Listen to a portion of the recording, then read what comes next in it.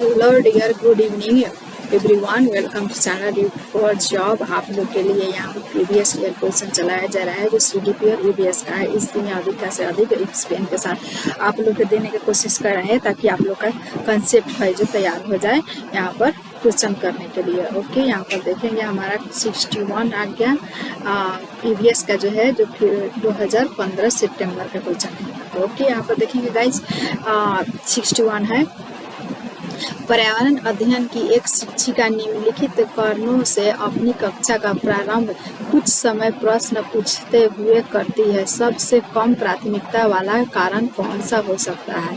जब भी हम कक्षा शुरू करते हैं तो उसके पूर्व ज्ञान को हम पहले जोड़ने की कोशिश करते हैं। इसी तरह से एक शिक्षक है जो यहाँ पर जोड़ने की कोशिश कर रहा है। तो इसमें सबसे कम जो महत्व दिया जाता है उसमें से कौन है? इसमें से देखेंगे हम शिक्षार्थियों का चिंतन सीमित किया जाना चाहिए, सीमित नहीं किया जाना, उसे स्वतंत्र किया जाए, प्रजातंत्र किया जाना चाहिए, उसे एक्टिविटी अधिक देना चाहिए, ना कि सीमित रखना चाहिए। ओके, हमारा फर्स्ट ही क्वेश्चन गलत लग रहा है, लेकिन पीछे देखेंगे शिक्षार्थी का चिंतन उद्दीप्त किया जा सकता है और बल्कि अधिकांश उसको चिंतन करने का मौका दिया जाना चाहिए। प्रश्न शिक्षार्थियों में उत्सुकता जगाने चाहिए। यस, इस प्रश्न प्रकरण को संदर्भ परक बनाने में मदद करना चाहिए। ये हमारा तीनों सही है, लेकिन हमारा क्वेश्चन के आंसर फर्स्ट ही गलत हो गया है। ओके, हम देखेंगे यहाँ पर जो है 61 का फर्स्ट गलत है। ओके, हम पढ़ेंगे 62 की तरफ।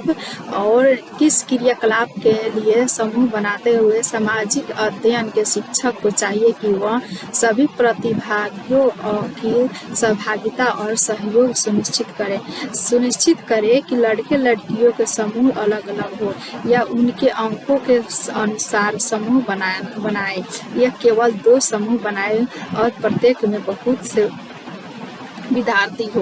यहाँ पर देखिए क्या कह रहा है कि ऐसा क्रियाकलाप के लिए समूह बनाते हुए सामाजिक अध्ययन को शिक्षक को चाहिए। कैसा समूह बनाना चाहिए क्रियाकलाप के लिए? तो यहाँ पर देखेंगे हमको सभी प्रतियोगिता के सहभागियों का सहयोग सुनिश्चित करें। सभी सहभागियों का उसको क्या जरूरत है, क्या होना चाहिए, उसके लिए हम सुगम कर्ता बन करके उसको सहयोग करना चाहिए। ओके, हमारे क्वेश्चन के आंसर 1 हो जाएगा। देखिए फ्रेंड्स, आप लोग यहाँ पर आए और क्वेश्चन को तय करें, क्योंकि हमारा सीटेट का एग्जाम बहुत जल्दी हो जाएगा, क्योंकि हमारा निश्चित है कि दिसंबर में एग्जाम होना ही है। तो हम पहले से यहाँ पर तैयारी करेंगे तभी तो हमारे क्वेश्चन अच्छा से बन पाएगा। और इसके लिए समय नहीं होता है कि हम ये कोशिश करेंगे कि हमारा जब फॉर्म आएगा उसके बाद ही हम तैयारी करें, तो ऐसा ना करें, क्योंकि वो बहुत ही कम समय उसमें है। कंसेप्ट यहाँ पर आप लोग को तैयारी करना है। और जिस तरह से यहाँ पर ऑनलाइन सिस्टम बना दिया गया है, तो ऑनलाइन सिस्टम एक तो ऑनलाइन सिस्टम, उसके बाद कॉन्सेप्चुअल क्वेश्चन लॉन्ग आ रहा है। जितना बार आप पढ़ने की कोशिश करेंगे उतना ही आप लोग को प्रैक्टिस होगा और जल्द से जल्द क्वेश्चन सोल्व कर पाएंगे। आप लोग देखेंगे यहाँ पर आए और बढ़े। प्राथमिक स्तर पर पर्यावरण अध्ययन की पाठ्य पुस्तक में निम्नलिखित में से कौन सी विशेषता नहीं होनी चाहिए?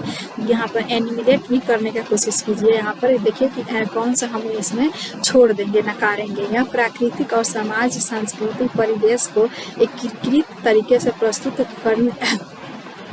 करती है। तो यहाँ पर मतलब यहाँ पर सही है। सामाजिक सांस्कृतिक परिवेश को हम यहाँ पर प्रस्तुत करते हैं। उसके बाद दूसरा, यह शिक्षार्थियों का वैविधतापूर्ण पृष्ठभूमि की जरूरतों को पूरा करती है। ये भी सही है, क्योंकि वैविधतापूर्ण दिया गया है। तो यह वास्तविक कहानी और घटनाओं को शामिल करनी चाहिए। यहाँ वास्तविक कहानी को शामिल करना चाहिए। यस, यह परिभाषा और अमूर्त अवधारणाओं की व्याख्या करने पर ध्यान केंद्रित करती है। नहीं, यहाँ परिभाषाओं पर और अमूर्त चिंताओं पर जोर नहीं, अवधारणाओं पर जोर नहीं देना है, बल्कि मूर्त यहाँ पर उतर आना है। और ऐसा हम परिभाषा दे जो हम पहले अमूर्त चीज़ों पर दिखाए, उसके बाद अमूर्त चीज़ों पर ले जाए। क्योंकि यहाँ प्राथमिक स्तर पर पूछा जा रहा है अमूर्त चिंतन कब होता है और अमूर्त अवधारणा कब दिया जाता है? जब बच्चे वयस्क में, जैसे कि किशोरावस्था यहाँ पर चला जाए और औपचारिक अवस्था में चला जाता है। ओके, हमारा क्वेश्चन के आंसर 4 हो जाएगा कि यही हमारा नेगेटिव है। ओके, 64 की तरफ पढ़ेंगे। पर्यावरण अध्ययन शिक्षण के संदर्भ में राष्ट्रीय पाठ्यचर्या की रूपरेखा एनसीएफ 2005 निम्नलिखित में से किसे प्रस्तावित नहीं करती है। यहाँ पर देखेंगे, यहाँ पर मुख्य जो बिंदु दिया गया है 5 प्रकार के, उसको उसमें दिया गया था कि 2005 एनसीएफ में बस्ते को बोझ को कम करना है। उसी पर हम लचीला शिक्षक देंगे, बाल केंद्रित शिक्षा देंगे और शिक्षा को सुगमकर्ता बनाया गया है और स्वतंत्रता देंगे। बच्चों को सीखने में एक्टिविटी कराएंगे और जीवन से जोड़ करके पढ़ाएंगे। इस तरह से यहाँ पे एनसीएफ में दिया गया है। लेकिन कौन सा नहीं दिया गया? विषय अनुसार उपागम को बनाना चाहिए। यस, बच्चों के अनुभवों और संदर्भों से जोड़ना चाहिए। यस, हस्तपरक गतिविधियाँ कराना चाहिए। यस, ये तीनों हमारा सही है। लेकिन तकनीकी शब्दावली से परिचित कराना चाहिए। तकनीकी मतलब हो गया कि हम उसको अलग से कुछ देंगे, जैसे कि उसको दंड देंगे, सजा देंगे, या फिर तकनीकी माध्यम उसको शब्दावली उसको परिचित कराएंगे। जैसे कि टेलीविज़न हो गया, एक टेलीविज़न के बारे में बता देंगे या फिर कहीं दूसरे देश के बारे में बताएंगे। ऐसे नहीं, तो इस तरह से तो नहीं देंगे। हम उसको जीवन से संदर्भ में जोड़कर हस्तपरक गतिविधि और विषय अनुसार उपागम देंगे, ना कि तकनीकी शब्दावली से परिचित कराएंगे। ओके फ्रेंड्स, हम बढ़ेंगे 65 की तरफ। प्राथमिक स्तर के विद्यार्थियों में मानचित्र बनाने और समझने के लिए निम्नलिखित में से किस कौशलों को विकास की आवश्यकता होती है।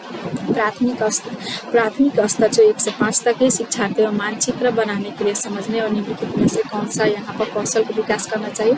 विकास की आवश्यकता है स्थानों की सापेक्ष स्थिति की समझ, या स्थानों की सापेक्ष दूरी और दिशाओं की समझ, या प्रतीकों और स्केल पैमाने की समझ, या स्केल पैमाने के अनुसार स्पष्ट ड्राइंग बनाना।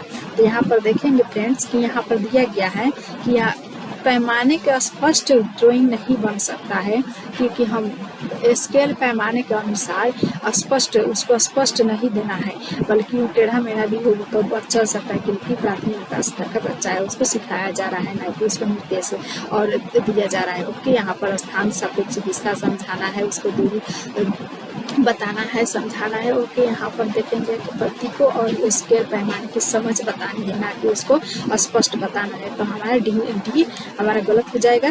तो हम डी को एनिमिलेट करेंगे, हमारा क्वेश्चन के आंसर 3 हो जाएगा।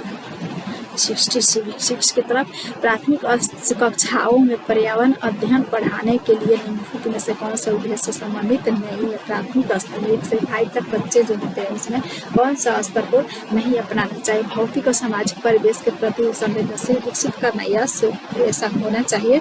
लेकिन विज्ञान के आधारभूत प्रत्ययों और सिद्धांतों को रट कर याद करना, रट कर नहीं, कंसेप्ट को समझा करके तैयारी कराना है। तो हमारा क्वेश्चन के आंसर नहीं हो जाएगा। जब भी रटन के बारे आए, रटन यहाँ प्रणाली दिखाए, उसको हम एनिमेट करेंगे, इससे क्वेश्चन के आंसर 2 हो जाएगा। यहाँ पर पर्यावरण को खोज का अवसर प्रदान करें, यहाँ पर सही है। अवलोकन, मापन, भविष्य कथन और वर्गीकरण जैसे कौशलों का विकास करना चाहिए। अभी कौशल आए, खोज आए, यहाँ पर भौतिक परिवेश आए, इस तरह के देखेंगे, इसे हम पॉजिटिव मानेंगे।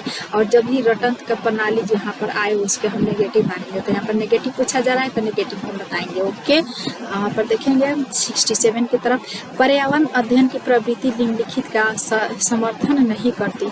किसको समर्थन नहीं? कि यहाँ पर भी एनिमिलेट होना चाहिए, क्योंकि नकारात्मक, यहाँ पर नेगेटिव क्वेश्चन पूछा जा रहा है। बच्चों को खोज करने के लिए पर्याप्त स्थान मिले, या बच्चों का गलतियाँ करें, बच्चे कम गलतियाँ करें, बच्चों को करके सीखने का अवसर मिले, बच्चे बहुत से प्रश्न पूछे, बच्चे को प्रश्न पूछने का आज़ादी होना चाहिए, चाहे जितना क्वेश्चन पूछे उसको समझा करके उसका जवाब देना चाहिए।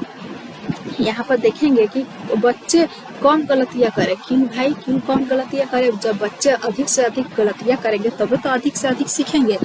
क्यों? हमारे क्वेश्चन के आंसर यही हमारा गलत है, तो यही हमारा सही है। ओके, हम बढ़ेंगे 68 की तरफ। एक शिक्षक ने कक्षा 4 के शिक्षार्थियों को पढ़ाने के लिए पौधे अंतर्वस्तु का चयन किया, सीखने सिखाने के लिए निम्नलिखित अवसर प्रदान किए।